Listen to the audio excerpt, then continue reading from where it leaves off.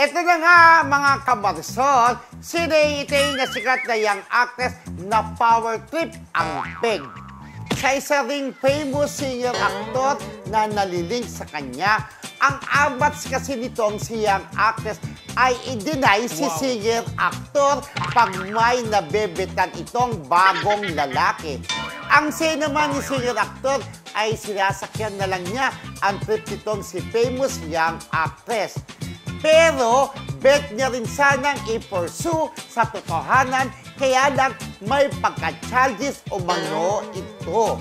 Ayan. Sino yung actress na yan? Sino yung actress na ito? Oo. Sino siya? Ayan. Diba?